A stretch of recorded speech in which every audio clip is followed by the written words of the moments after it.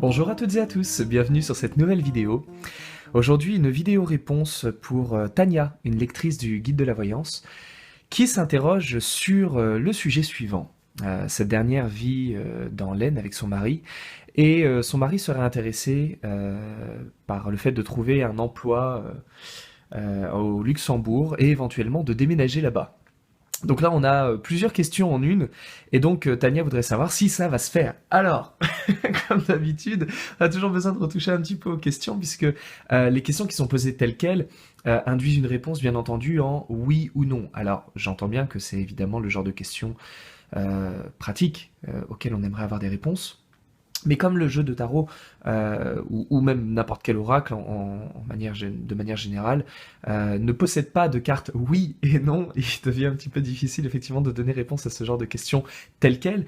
Mais pour essayer de coller au plus près du langage du tarot, on va essayer de retoucher un petit peu ça. Et puis aujourd'hui, j'avais envie de vous présenter un tirage avec deux jeux différents. Donc je vais utiliser le Marseille, hein, celui que vous connaissez maintenant, que j'utilise depuis le début de cette chaîne. Et puis ce jeu-là, qui est un jeu que je vous ai déjà présenté dans d'autres vidéos, qui est le tarot de verre, et que j'ai très récemment malmené également pour lui donner une forme similaire à mon tarot de Marseille, c'est-à-dire que j'ai enlevé voilà, les bandes en haut, en bas, sur les côtés, j'ai retiré les titres et chiffres, etc. Donc j'ai vraiment laissé uniquement l'illustration. Et en gros, moi, ce que je vais vous proposer aujourd'hui, ce que je vais vous montrer, c'est... Donc déjà, premièrement, je vais essayer de répondre quand même à Tania qui s'interroge, et en même temps, je vais montrer une technique de tirage croisé, c'est-à-dire qu'on va voir quelque chose avec un premier jeu et autre chose avec le second jeu. Donc voilà, je trouve que c'est intéressant, c'est quelque chose que je fais de manière assez fréquente dans mes consultations, donc celui-là, on va le mettre de côté pour l'instant. Et puis on va aller voir avec mon petit moustique de tarot de Marseille, s'il le veut bien, s'il le souhaite, Inch'Allah, comme on dit au Maroc, s'il veut bien me donner des réponses. Donc la première question qu'on va poser est très simple. Là, la question que se pose Tania, c'est est-ce que mon mari va trouver finalement un emploi au Luxembourg, ce qui va nous permettre de déménager. Donc normalement, au prime abord, on a deux questions, l'emploi et le déménagement. Mais on se doute bien que finalement, le déménagement découle de l'emploi. Donc on n'aura pas nécessairement besoin pour l'instant de s'interroger sur le déménagement. On va vraiment se questionner sur l'emploi en lui-même. Est-ce que monsieur va trouver un travail, puisque c'est de ça que découlera éventuellement le déménagement. Et donc l'idée, c'est que on va essayer de voir factuellement, en réalité, ce qui va se passer dans la recherche d'emploi que monsieur fait au Luxembourg, puisque je présume que monsieur doit certainement être en pleine recherche. Donc, qu'est-ce qui va se passer? Qu'est-ce que va donner cette recherche-là? Est-ce que ça va déboucher sur quelque chose réellement qui va nous permettre de travailler et ensuite de déménager ou pas? Et avec l'autre jeu, on verra non pas ce qui est factuel, mais ce qui est dans le vécu, c'est-à-dire dans le ressenti, dans ce que monsieur va vivre. Si c'est nécessaire. Là, je m'aventure un peu. Généralement, c'est nécessaire, mais on verra bien. Ah donc, la première question que je vais demander, c'est que va-t-il se passer, sur quoi va déboucher cette recherche d'emploi pour le mari de Tania. Donc le mari de Tania recherche un emploi au Luxembourg. Qu'est-ce que cela va donner? Est-ce qu'il va trouver quelque chose? Qu'est-ce qu'il va vivre? Est-ce qu'il va trouver quelque chose? Est-ce que ça va le mener à partir, à déménager? Voilà. Alors là, c'est intéressant. Malheureusement, la difficulté, c'est que pour l'instant, je n'ai pas il me manque des informations, et c'est pour ça que ne soyez pas avares d'informations quand vous posez des questions. Bon sang de bois, je le répète sans cesse. Donnez des informations. Si vous vous interrogez sur un boulot, donnez l'information du boulot en question. S'il y a déjà si vous savez que vous allez travailler dans des bureaux, ou si ça va être un travail manuel, ou si vous voulez devenir prof, ou si vous avez envie de travailler dans la danse ou l'art, peu importe, voilà. Moi j'ai juste besoin de savoir à peu près le domaine pour voir, parce que le tarot lui va nous répondre justement par rapport à ce domaine-là. On a des cartes qui vont nous donner des informations. Je vais, voilà, au hasard, Vous voulez travailler dans une bibliothèque, cette carte-là y répondra. Vous voulez travailler avec les animaux, cette carte-là y répondra. Vous voulez travailler dans l'architecture ou la création, cette carte-là y répondra. Vous voulez travailler dans le social, cette carte-là y répondra. Vous voulez travailler comme barman, cette carte-là y répondra. Voilà.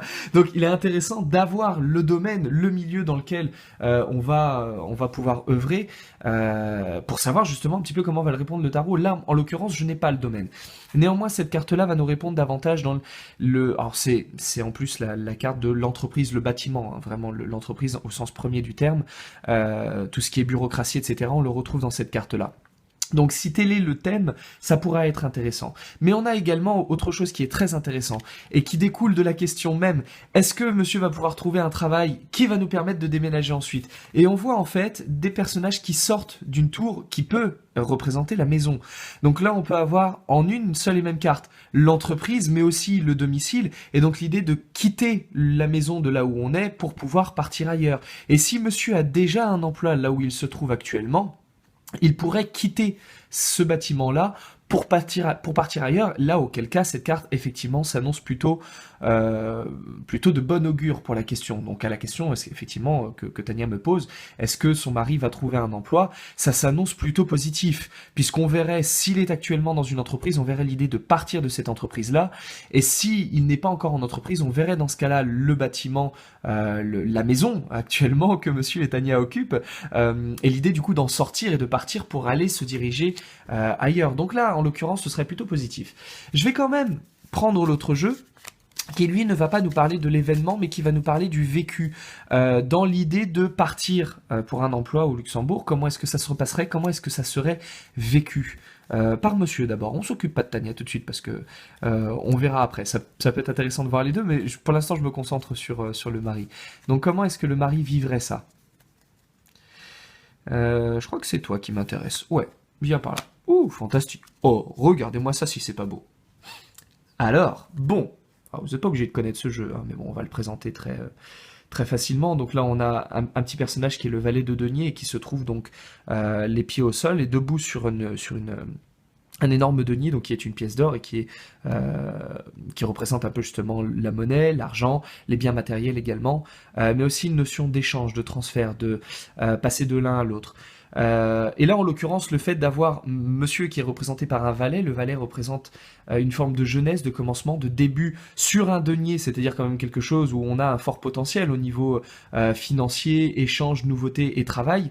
Là, moi, ça s'annonce plutôt positif. Et pour lui, je pense qu'en plus de ça, et je rejoins un petit peu cette autre carte, si monsieur a une idée précise de travail sur lequel il souhaiterait tabler, je lui conseillerais éventuellement de ne pas rester trop fixé sur cette idée d'emploi précis, mais de peut-être essayer d'ouvrir les horizons de manière un peu plus large, parce que une nouvelle opportunité, un nouveau travail, une nouvelle forme d'activité pourrait surgir qui n'était peut-être pas forcément attendue ou pas espérée, ou qui n'était pas du tout le chemin que monsieur visait à la base, mais qui pourrait être quand même extrêmement intéressante pour lui. Donc, en réponse à cette question, est-ce que je vois un boulot se profiler avec l'opportunité du coup de partir au Luxembourg? Oui, ça s'annonce plutôt pas mal, mais à la condition effectivement de peut-être ouvrir un petit peu plus les horizons et d'accepter de s'orienter vers une forme d'activité qui n'était peut-être pas nécessairement celle à laquelle on s'attendait. Néanmoins, voilà, ça semble relativement positif. Et ce qui est très intéressant, c'est que c'est une carte qui généralement est assez négative, qui est vue de manière assez négative par beaucoup de personnes. Et là, on voit que en fonction de la thématique, en fonction de la question qui est posée et du cadre qui est établi, une carte peut à ce moment-là apparaître comme positive ou négative. Et là, en l'occurrence, les deux ont plutôt tendance à répondre que cela serait positif. Donc voilà. Donc Tania, considérez la situation comme étant quelque chose de relativement agréable, à la condition que votre mari accepte peut-être d'ouvrir un petit peu plus les portes à des types d'activités qui n'étaient absolument pas envisagées au début. De ne pas être trop psychorigide sur le type de boulot et peut-être d'essayer de voir un petit peu des ajustements, comment est-ce qu'on peut aller voir ailleurs sous d'autres formes de travail. Mais si cette ouverture se fait, cela me semble extrêmement faisable, vraiment. Donc voilà pour cette question. J'espère que Tania, ça va répondre un petit peu et puis surtout apaiser vos inquiétudes. Et puis quant à vous, tarologue, praticien, que vous soyez amateur ou professionnel, j'espère que cette forme de tirage également vous a plu. Puis ça permet aussi de voir que deux jeux différents peuvent se répondre l'un à l'autre, donc c'est toujours intéressant voilà, d'entrecroiser les différentes manières de voir, donc là où on le voit de manière factuelle et là où on le voit de manière plus dans le vécu, c'est toujours intéressant. Voilà, moi, dans ma pratique, quand j'ai des consultations, je mélange toujours voilà différents jeux. Généralement, j'ai trois quatre jeux sous la main, donc ça se transforme en une espèce de d'immense bordel où il me faudrait une table de 10 mètres sur 15 pour avoir suffisamment de place. Surtout si je fais une constellation où je suis obligé de tirer les 22 cartes et qu'après je rempile avec d'autres jeux, ça devient tout de suite un maelstrom assez extraordinaire. Mais voilà, je suis content d'avoir pu vous présenter ça. Je vous invite à tester. Et puis, bah, je vous donne rendez-vous évidemment très très prochainement. Alors je sais que j'ai pas beaucoup de temps en ce moment, je suis pas très présent sur YouTube, mais je vous promets d'essayer d'être un petit peu plus assidu.